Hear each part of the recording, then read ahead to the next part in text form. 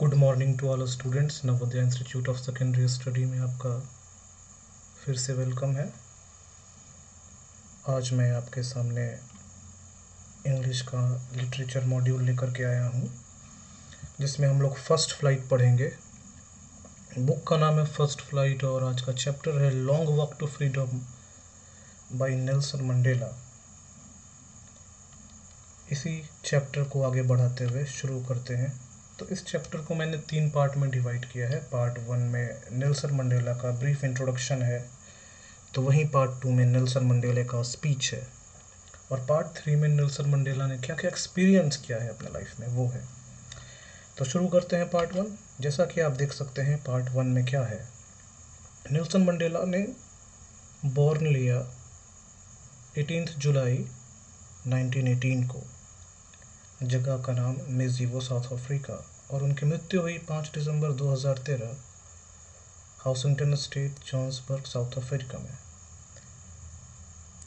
कोई भी पर्सनैलिटी के बारे में जानने से पहले हमें ये जानना होगा उसके बैकग्राउंड के बारे में। अगर हम लोग किसी भी इंसान के बैकग्राउंड को जानते हैं तो उनको समझना काफ़ी आसान हो जाता है, और हम लोग उन चीज़ों को काफ़ी सीरियसली पढ़ते भी हैं अगर उनकी इम्पोर्टेंस समझ में आ जाए। सपोज़ सचिन तेंदुलकर के बारे में अगर कोई नहीं जानता है तो वो उनको बहुत लाइटली लेगा, लेकिन जो इंसान सचिन तेंदुलकर को जान रहा है वो सचिन तेंदुलकर की इम्पोर्टेंस को समझेगा और उनको उसी ढंग से पढ़ेगा। तो नेल्सन मंडेला भी कुछ इसी तरह के हैं। इनकी अचीवमेंट के बारे में जितनी भी कही जाए कम है। कितने सारे अवार्ड्स मिले हैं पहले उनको देखिए। Jawaharlal Nehru International Understanding Award 1978 में, United State Nation Prize human right के फील्ड में 1988 में, लेनिन पीस प्राइज़ 1990 में, भारत रत्न जो कि इंडिया में उनको दिया गया 1990 में। कभी कभी जनरल स्टडीज़ में आपसे पूछ सकता है वो non Indian, first non Indian जिनको भारत रत्न मिला है, that is called Nelson Mandela. You should know it, this fact is very important. Bharat Ratna, know what, Bharat Ratna बहुत बड़ा अवार्ड होता है और भारत रत्न को हर कोई प्राप्त नहीं करता। जो इंसान अचीवमेंट होता है, जिनका जिनका काफ़ी फील्ड में अचीवमेंट होता है, भारत रत्न उन्हीं को मिल पाता है।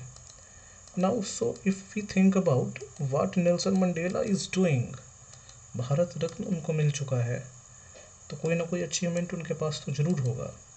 अब वो अचीवमेंट क्या है वो हम लोग जानेंगे। सो लेट अस स्टार्ट। निशान पाकिस्तान उनको मिला है 1992 में, नोबेल पीस प्राइज़ 1993 में, वर्ल्ड सिटीजनशिप अवार्ड 1996 में, गांधी पीस प्राइज़ 2001 में, और प्रेसिडेंट मेडल ऑफ फ्रीडम 2002 में। इतने सारे अवार्ड्स मिल चुके हैं। तो ये इंसान अपने आप में ही काफ़ी इम्पोर्टेंट इनका अचीवमेंट रहा है। और ये क्या क्या सोचते हैं इस चैप्टर में हम जानेंगे। इसके अलावा इन्होंने क्या क्या फ्रीडम के लिए किया वो भी जानेंगे, और सीबीएसई पॉइंट ऑफ व्यू से इस चैप्टर को पढ़ेंगे भी कि सीबीएसई का डिमांड क्या है और हम लोग इसको कितने अच्छे से पढ़ेंगे ताकि और बेटर समझ पाएँ। सो लेट अस बिगिन। पार्ट 1 हम लोगों ने किया है। नेल्सन मंडेला ने कौन कौन सी इंपॉर्टेंट बुक्स लिखी हैं देखिए। लॉन्ग वॉक टू फ्रीडम 1994 में, कन्वर्सेशन विथ माई सेल्फ 2010 में sorry, Nelson Mandela favourite African folktales 2002 में, no easy walk to freedom 1965 में, in his own word 2003, Mandela an illustration of biography 1996, a struggle in my life 1976, prison in garden 2005, Nelson Mandela I am prepare to die 1965। ये काफ़ी special book है। जब उन्होंने decide कर लिया कि मुझे साउथ अफ्रीका को हर हालत में आज़ाद करना है, और उन्होंने काफ़ी लंबा संघर्ष किया 1965 और 1994, देख सकते हैं आप, काफ़ी लंबा ड्यूरेशन है, 22 साल लगातार स्ट्रगल किया उन्होंने। The prison letters of Nelson Mandela 2018 में उनके मरने के बाद लिखी गई है, प्रिपेयर की गई। इतनी सारी बुक्स नेल्सन मंडेला ने लिखी थी, बाद में पब्लिश हुई उनकी बुक्स। तो ये एक बैकग्राउंड है जो आपको जानना चाहिए नेल्सन मंडेला के बारे में, ताकि इन चीज़ों को बेहतर ढंग से समझ पाएँ आप। So let us begin to the next. Part 2 में हम लोग जानेंगे नेल्सन मंडेला के स्पीच को, और यहाँ से हम लोगों का काम का कंटेंट शुरू होता है, जहाँ से CBSE भी सवाल पूछती है। इसलिए मैंने नेल्सन मंडेला के स्पीच को ब्रीफली समराइज़ किया है सेंटेंस वाइज, कि हर एक सेंटेंस को आप पढ़िए और उसमें से जो इम्पोर्टेंट बातें हैं आप उनको निकालिए। तो शुरू करते हैं हम लोग। 10th में डॉन्ड ब्राइट एंड क्लियर, जो भी इम्पोर्टेंट वर्ड्स हैं मैंने उनको येलो हाईलाइट किया है ताकि आप उसके ऊपर फोकस कर पाए। डॉन्ड ब्राइट एंड क्लियर, देखिए दो शब्द होता है, एक डॉन होता है, एक डस्क होता है। डॉन मीन्स होता है सूर्योदय।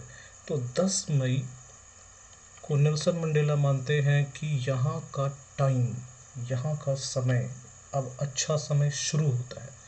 10 मई का जो सूर्य है, the sun bring the glory to the South Africa. South Africa के अच्छे दिन शुरू होंगे, साउथ अफ्रीका में डेमोक्रेसी आएगी। और ऐसी उम्मीद के साथ नेल्सन मंडेला आगे की ओर बढ़ते हैं। कहते हैं 10th में डॉन ब्राइट एंड क्लियर, 10 मई 1994 का दिन साउथ अफ्रीका के दिन के लिए सबसे अच्छा होगा, क्योंकि यहाँ से इनकी आज़ादी शुरू होती है। जिस तरह से भारत में 15 अगस्त 1947 होता है, वैसे इनके यहाँ है 10 मई 1994। आपको ये भी पता होगा 10 मई 1994 को जिस तरह से नेल्सन मंडेला ने मेडन स्पीच दिया था, वैसे ही हमारे देश में हमारे देश के प्रथम प्रधानमंत्री, first prime minister Jawaharlal Nehru ने भी ट्राइस्ट विथ डेस्टिनी स्पीच दिया था। कभी मैं उसके ऊपर भी बात करूंगा कि ट्राइस्ट विथ डेस्टिनी में क्या उन्होंने किया था। Now let us begin to the next. For the past few days, I had been pleasantly besieged by the dignitaries and the world leaders who were coming to pay their respect before the inauguration. Pleasantly besieged, जब आप सफलता की सीढ़ियाँ चढ़ते हैं तो जब लोग आपको धन्यवाद देते हैं, that is called pleasantly besieged. Pay their respect, जब लोग आपको सम्मान देते हैं, that is called pay their respect. वो जो सम्मान दे रहे हैं, that is called pay their respect. और आपको जो मिल रहा है pleasantly besieged, तो नेल्सन मंडेला कहते हैं पिछले कुछ दिनों से इनॉग्रेशन के पहले, बिफोर द इनॉग्रेशन, यानी 10 मई 1994 के पहले से ही जब ये डिक्लेयर हो गया कि साउथ अफ्रीका आज़ाद हो चुका है, तो कई देश के लीडर्स उनको बधाइयाँ दे रहे थे, उनको ग्रीटिंग कर रहे थे कि आपने बहुत अच्छा काम किया है, आपके संघर्ष के कारण साउथ अफ्रीका आज़ाद हुआ है। That is called pleasantly besieged. I had been pleasantly besieged, मुझे गर्मजोशी से वो स्वागत कर रहे थे, ग्रीटिंग मैसेजेस दे रहे थे, मुझे थैंक्स दे रहे थे और अपना सम्मान दे रहे थे। That is called pleasantly besieged and pay their respect. बढ़ते हैं आगे। The inauguration would be the largest gathering ever of international leaders on South African soil. Inauguration means समारोह। लार्जेस्ट गैदरिंग, कब कभी देश आज़ाद होता है तो खुल के समारोह मनाए जाते हैं, खुल के फंक्शंस होते हैं। और यहाँ जैसा कि आप देख सकते हैं साउथ अफ्रीका ने पहली बार डेमोक्रेसी अचीव की है, तो ये साउथ अफ्रीका के सॉइल पे, south African soil, students remember carefully, nationalism की फीलिंग का ग्रोथ होता है साउथ अफ्रीकन सॉइल पे। ये सबसे बड़ा तब का सबसे बड़ा फंक्शन था जिसमें इंटरनेशनल लीडर्स बुलाए गए थे। इसके पहले भी फंक्शंस होते थे जिसमें ब्रिटिशर्स अपने हिसाब से करते थे, साउथ अफ्रीका के लोगों को मौका नहीं मिलता था इन सब कामों को करने के लिए। बढ़ते हैं आगे। The ceremony took place in the lovely sandstone amphitheater formed by Union Building in Pretoria. जैसे हमारे देश में संसद भवन होता है, राष्ट्रपति भवन होता है, लाल किला होता है, वैसे ही वहाँ पे यूनियन बिल्डिंग है प्रेटोरिया में, वहीं पे ये सारा फंक्शन हुआ। और ये फंक्शन क्या था? Inauguration of the first independence day of South Africa. आपसे पूछ सकता है ऑब्जेक्टिव क्वेश्चन में, यूनियन बिल्डिंग इन प्रेटोरिया का क्या इंपॉर्टेंस रहा, what was the importance of Union Building in Pretoria, तो आपको यहाँ से आंसर देना होगा। For the decades this had been the seat of white supremacy. White supremacy means the dictatorship, the government, the monarchy of the Britishers. And now it was the site of rainbow gathering. ध्यान दीजिए students, rainbow gathering. What is the meaning of rainbow gathering? Rainbow gathering का मतलब ही होता है कि कि जहाँ पे सारे धर्म, सारे देश के लोगों को समान अधिकार मिले, एंड देयर वहाँ पे सारे धर्म के लोगों को समान अधिकार मिल रहा है, in that case all the circumstances are likewise in democracy. Democracy होती है इस्टेब्लिश, तो रेनबो गैदरिंग होता है। रेनबो गैदरिंग का मतलब क्या है? रेनबो में 7 कलर्स होते हैं, और इन 7 कलर्स, जिसको विबग्योर भी बोलते हैं, इन 7 कलर्स का कॉम्बिनेशन रेनबो बनता है, ना एक कम ना एक ज़्यादा। In the similar manner south Africa में जब डेमोक्रेसी आई तो रेनबो गैदरिंग हुआ, सारे धर्म के लोगों को, सारे जाति के लोगों को, सारे रंग के लोगों को सम्मान मिला। Date is called rainbow gathering. चूँकि साउथ अफ्रीका में रेशियल डिस्क्रिमिनेशन हो रहा था पहले से ही, साउथ अफ्रीका में लोग को रंग के आधार पर सताया जा रहा था, लेकिन जब ये रेनबो गैदरिंग हुआ, इसका मतलब ये हुआ कि अब सारे रंग के लोग समान होंगे। जैसे रेनबो में, इंद्रधनुष में सारे रंग का अपना अपना इम्पोर्टेंस होता है, वैसे यहाँ भी लोगों का अपना अपना इम्पोर्टेंस होगा। तो वही कहते हैं कि rainbow gathering of different colours and nations for the installation of South Africa first democratic non racial government. Non racial government, once again students, very important thing, non racial, जहाँ पे रंग भेद ना हो, रंग के आधार पे भेदभाव ना हो। जो साउथ अफ्रीका ने पहले सफ़र किया था, अब वो सफ़र नहीं करेगा। Today all of us do by our presence here confer glory and hope to newborn liberty. What is newborn liberty? अभी अभी जो आज़ादी मिली है उसको कहा गया न्यूबॉर्न लिबर्टी। नेल्सन मंडेला इस बात पे जोर देते हैं कि अभी अभी जो हमें आज़ादी मिली है, हम लोग अपना सम्मान इस आज़ादी को पाने के लिए, उसको सुरक्षित करने के लिए लगाएंगे, और हम लोग अपने आप को स्वतंत्र रखने का पूरा प्रयास करेंगे। Out of the experience of N extraordinary human disaster, यहाँ ध्यान दीजिएगा, हर बार हर अल्टरनेटिव ईयर्स नेल्सन मंडेला से क्वेश्चंस तो पूछे ही जाते हैं इस चैप्टर से। एक्स्ट्राऑर्डिनरी ह्यूमन डिजास्टर पे काफ़ी स्पेशस होता है कि भाई एक्स्ट्रा ऑर्डिनरी ह्यूमन डिजास्टर क्या है। साउथ अफ्रीका में जो रेशियल डिस्क्रिमिनेशन था, रंग के आधार पे, कलर के आधार पे जो भेदभाव किए जा रहे थे, the discrimination done in south Africa on the basis of the colour of the skin of the people, it is called extraordinary human disaster. Here Nelson Mandela mentioned that कि extraordinary human disaster that lasted too long, जो लंबे समय तक चला, must be born a society. अब एक ऐसे society का जन्म होना चाहिए of which all humanity will be proud, जिसके ऊपर सभी ह्यूमैनिटी को गर्व होगा, मानवता को गर्व होगा। हम लोगों ने लंबे समय तक जिस रंग भेद की नीति का सामना किया है, जो रेशियल डिस्क्रिमिनेशन से हम लोग लड़ते आए हैं, और आज जन्म होता है हमारे देश में डेमोक्रेसी का, तो हम मानवता को गर्व है इस डेमोक्रेसी पे, और हम लोग प्राउड फील करते हैं इसके बारे में बहुत प्राउड होता है हमें कि हम लोगों ने डेमोक्रेसी को प्राप्त किया है। और extra ordinary human disaster date is called racial discrimination, racial discrimination से अपने आप को अलग किया है, मुक्त किया है। We who were outlawed not so long ago have today been given the rare privilege to be host to the nation of the world on our own soil. ध्यान देंगे, outlaws means discriminated। जब कभी हमें हमारे fundamental rights, human rights से वंचित किया जाता है और हम लोगों को हमारे अधिकार नहीं मिलते हैं, तो हम लोग का जो आउटलॉज, जिसको हमें अपने अधिकारों से वंचित रखा। नेल्सन मंडेला कहते हैं कि जिन लोगों को हम लोगों को अपने अधिकारों से वंचित रखा गया, आज हम लोगों को मिलता है रेयर प्रिविलेज। वो आज़ादी हम लोगों ने आज प्राप्त कर ली, वो रेयर प्रिविलेज हम लोगों को मिल गया, और उस रेयर प्रिविलेज की वजह से ही आज हम लोग होस्ट कर रहे हैं अपने नेशन को, to be host students, to be host the nation of the world on our own soil.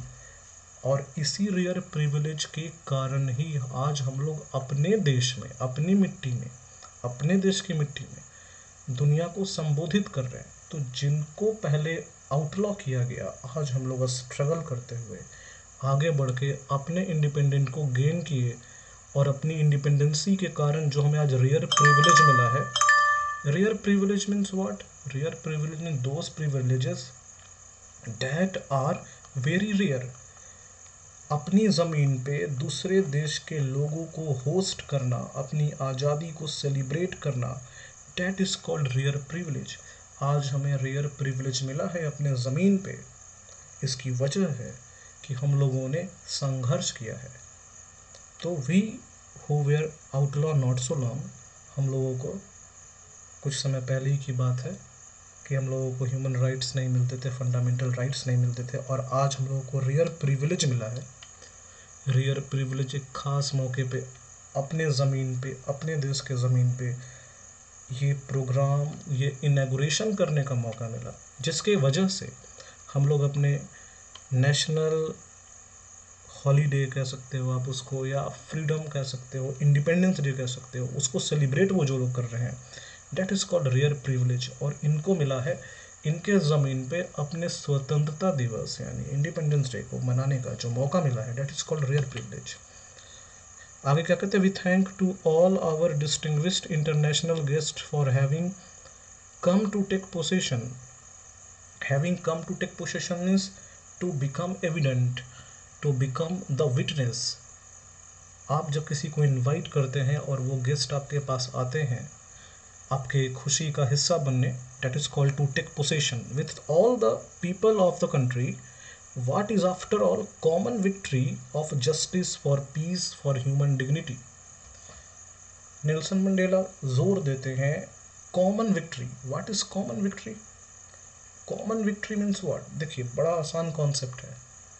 जो महान इंसान होता है वो आई शब्द का यूज नहीं करता, I will do, I have done ऐसा शब्द का यूज नहीं करता। वो अपने आप के ऊपर कोई क्रेडिट नहीं लेता, वो कोई भी अचीवमेंट का क्रेडिट सब में बांटता है।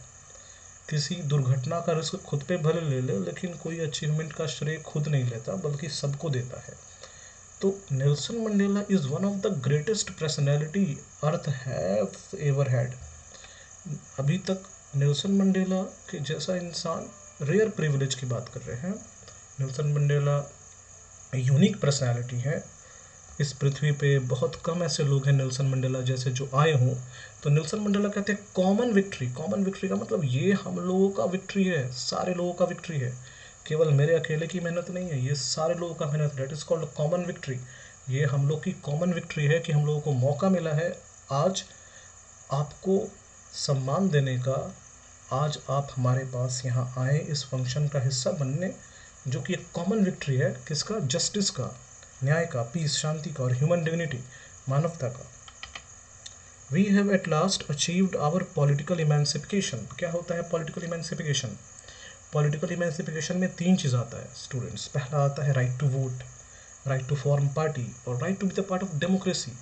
आपको पार्टी बनाने का अधिकार होता है, आपको वोट देने का अधिकार होता है, और सरकार गलत कर रही है तो उसके विरोध में to stand against the government if government is doing wrong, to stand with the government if government is doing right, and to form the government, to take part in the democracy।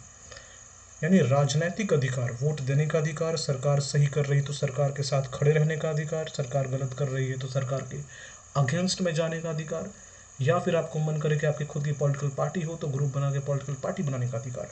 That is called political emancipation. We pledge our self to liberate all our people from continuing bondage of poverty, deprivation, suffering, gender and other discrimination।